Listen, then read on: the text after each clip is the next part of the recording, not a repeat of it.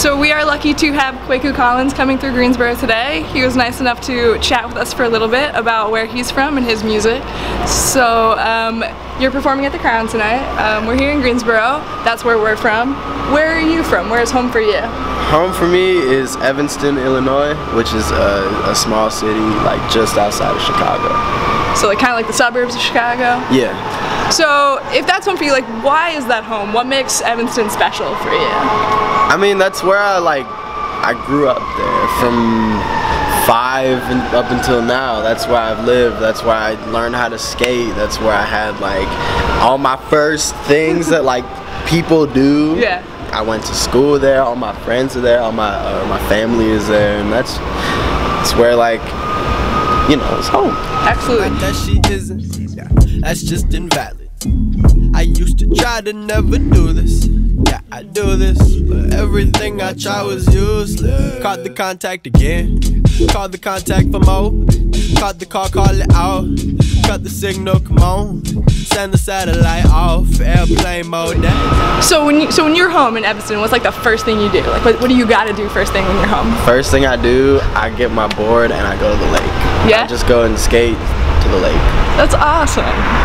We have a bunch of cool swimming spots here that we love too, so it's cool to hear that, man. What about home and where you're from sort of influences your music? I get a lot of my influence from home, and not maybe necessarily from the town that I grew up in, but from my home, which just happens to be, you know.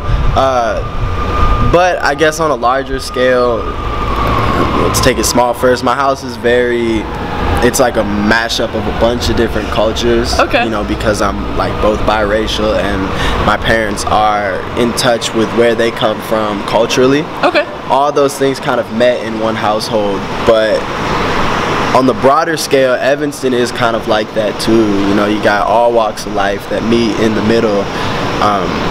And so that kind of diversity and difference definitely influenced me as far as, you know, the genres that I was pulling from and the things that I talk about.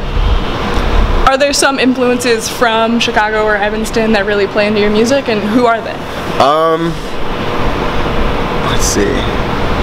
Chance the Rapper, definitely. When he just like the way he writes to me Absolutely. was very, very like touching in a way. I respond very heavily to like lyricists. So Kendrick Lamar and Bob Dylan and Paul Simon and Chance.